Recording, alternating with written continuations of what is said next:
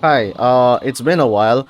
I was supposed to upload some kind of like weekly video talking about whatever, but I ended up getting a new PB. Actually, multiple new PBs as you'll see in the future. So, yeah, I guess I don't have to make that weekly video for now. But, um, so this is the first video or I guess run that I'm showing that's an ocean seed.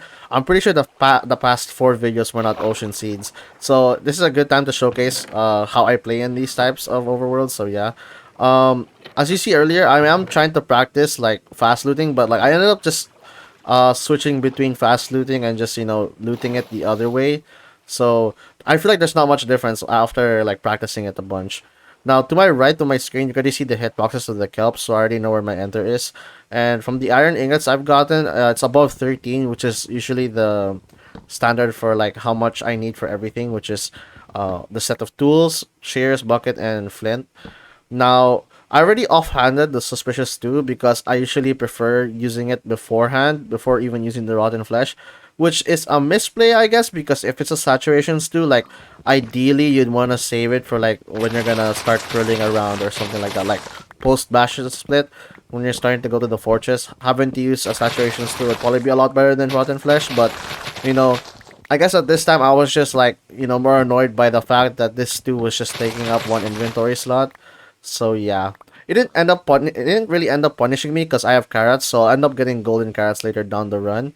But yeah, maybe in the future, like I have to keep that in mind. Um, Now heading to the ravine here. Let's just briefly talk about my experience in Emerald One. So far, it's been a lot more rocky compared to like starting from gold. So I've won and lost like a bunch of games. My win rate has gone down for a bit. Still no forfeits that are on purpose. I do have like one forfeit that I had because my game crashed mid run, and so that was basically a forfeit, which is mad stupid. But it is what it is. Um, but yeah, not it's rocky so far, but that is to be expected. I need to practice more. Now, since it's the first ocean seed I'm showing, I guess I got to showcase my 2x1, and I've been practicing that 2x1 basically since I first started practicing MCSR rank. Because I just want to learn this beforehand, and I've been forcing every ravine with a 2x1, even if there's an L shape, because I mean, on average, it is faster than the L shape, but it's like a difficult thing to usually do, and like I'd rather get used to it early. Now, okay, I do end up doing one big mistake here that like cost me like 20 to 30 seconds. I didn't believe the initial E-ray that I got because it was around 60, right? And I had a run beforehand where I got 60 on the E counter, and I basically ran towards that direction and there was no bastion. So, uh, and I was already starting to doubt if the E-ray was just straight like above 30 or 40. But no, this time I was wrong. It's just Crimson Forest plus the Bastion. So now, like I literally lost 30 seconds to just doubting that E-ray in the first place. Now, as I was running to the Bastion, I think you can pay attention to the left. There was a fortress. So like I already know what general direction I need to go to like hit the fortress basically. So I don't need to do any pie charts in the Bastion, and that's a good thing because I'm still not really used to like overlapping the pie chart while mining the gold blocks. Now this is the worst tables, meaning left and right are triple while the middle is like not a triple basically, and this will just be your standard triple the gap route where I like mine in the middle here, and then just yep, go down, mine gold. Yeah. And this is a misplay here. I end up mining this one block and not mining the rest. Like it's supposed to be an open air slot just so that the piglins can fall there, but for some reason I never commit to it. So yeah. Yep. I'm pretty sure the bottom gap here is a good gap. So this is like totally normal, like triple the gap gameplay. I do end up not playing optimally here. You're supposed to throw 2 gold, but I throw 1, and both piglins are supposed to pick it up because while they're distracted, you're supposed to mine the wall that opens up into the middle, and that has more piglins. And that's not really shown here, but like I'll end up exiting in that direction, and then you'll see that there's like 4 piglins that were not dragged into the hole, which is like basically time loss because the trades would have been a lot faster had they been included with the original squad of piglins that ended up here. But yeah, I don't think it ended up mattering too much because I'm not that fast of a player. I'm not sure if that makes sense to say. Like, maybe in general it's still fast, better if it was faster, regardless if I was fast or slow. But who knows? Um, since I don't have to do pie chart, I end up like just speedrunning this route, which makes sense because like pie charting overlap is like taking up so much of my time that my original routes become a lot slower, and that's just something I have to work on. And right here, I end up trying to do the pie chart, even though like I don't need to, because I realize I already know where the fortress is, and now it's just preparing like the pre-crafts for the fortress. Now, yeah, one of the most important parts here was making sure I got the gold nuggets for golden carrots. Normally I would leave the gold here, but since we already got the RB chest, like it doesn't really matter how much gold I'm leaving or how much I'm taking for myself because I have the string, I have the obby, and the obby and the pearls and the fire rest look fine enough. So like I in my head it was like okay to just use some gold for golden carrots, but like under normal circumstances, like I would try to just leave it until I got everything, and then maybe the remaining gold I have I would use for golden carrots. Um, so yeah, now I'm leaving basically, and we're gonna mine through the middle, and you'll see the piglins that I'm talking about, which were like a misplay that I should have gotten much earlier, like right here, if I don't get lost. Oh, there were so many pigs there. I freaking. Yep. Now it's just the fortress split.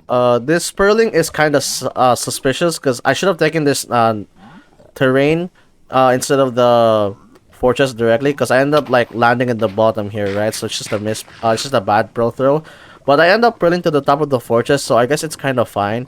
Now initially it's pretty hard to find the spawner because you don't see it directly, but I do think I ended up playing this pretty well, even though it's not that fast. I'm trying to like think or like how do I think about it, like deduce where the spawner could be, and I basically just scroll this direction, and then suddenly I find it there, like kind of enclosed within the walls of the fortress and like the terrain. So like I do think it's pretty good. I was able to find it. So yeah. Now this is just normal fortress stuff. No swords because I'm still not used to crafting swords in fortress splits unless it's like a desert temple seed where I'll craft a stone sword. But if it's not a desert temple seed, I usually don't craft the iron sword from the bastion just because my head is not used to it yet. Um, but yeah, I don't think these rates were. I think these rates were pretty okay, not too bad, and I don't think I massively like misplayed here. It's just normal fortress stuff.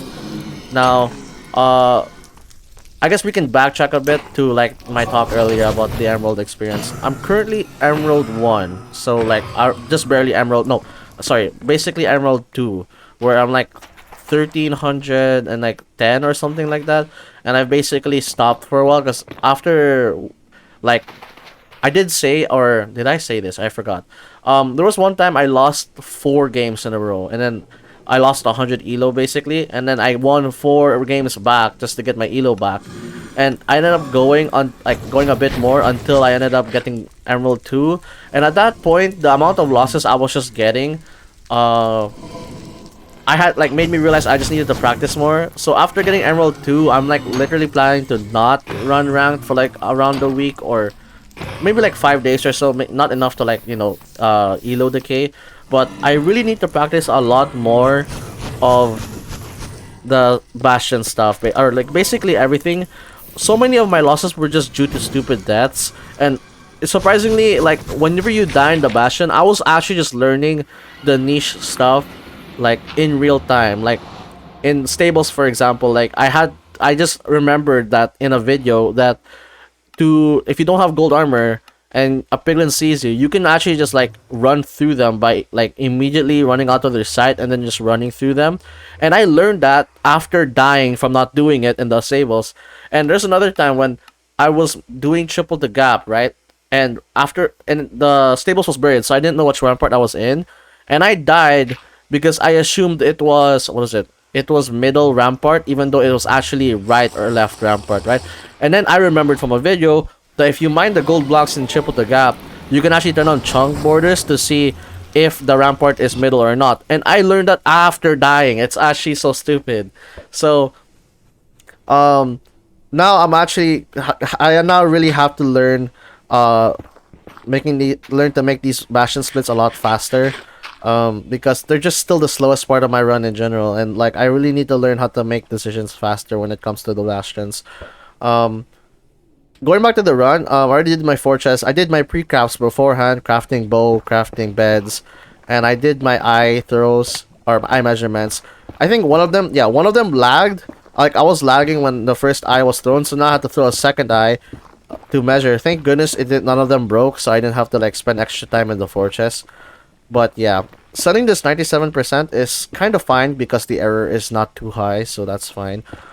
This terrain nav to the stronghold cores is kind of sus because I just realized my direction could have been a lot better had I pushed more to the left, if I remember correctly, because it was more open to range. I could have pushed more to the left and at least and lined up from the Z coordinate instead of lining up from the X. But yeah, um, yeah, I guess we could talk. Okay, this stronghold nav is pretty slow because I'm having a hard time finding the spike. I think I need to practice more preemptive because I'm starting to like lose my edge on that. Like I thought, like for the first few games from like gold to emerald, it was like okay for the stronghold nav, but now I'm actually starting to have a hard time because maybe I'm hovering over blocks too much or something like that, and I'm having to like spend too much time here. But uh, yeah, I'll just have to practice which style of preemptive I actually need to do. And one thing I should probably mention is that I've changed how I've used my pie chart or e counter. If you paid attention to like the bastion and the stronghold, I don't use 30 FOV that much anymore, and it's just to speed up for a bit by using thin BT. I had to cut up an e counter and stick it to the bottom right. So yeah. Now, this end split is fine. I ended up doing a pro clip here, and surprisingly enough, I learned that like without any videos. I don't think it's that hard to pull off. I think you can just pull this off naturally, right? But I don't even know if I'm doing the pro clip right. I just remembered like some streamers doing the pro clip, and I'm like counting how many blocks they're mining depending on the number. Like the O, was it the O counter in the F3 menu? I forgot. But like basically I just end up remembering how much they mine, and I'm now referencing all of the blocks I'm mining to what I remembered from watching streamers. So it's kind of funny. I never really like learned how to do it directly from some kind of guide. I just end up watching streamers do the pro clip doing zeros, and it ends up working out here. I think maybe I'm not sure if that influenced the dragon perching this quickly, but yeah, that is the run. I do like it because I had to play I had to put a bit more effort to getting this fast, but I do like it as a PB, so yeah. Oh my gosh, what the fuck? That's crazy, that's a PB! Holy frick! What the hell? Bruh. Bro might think I zeroed. That was crazy, what the frick? No, bro. Oh my gosh.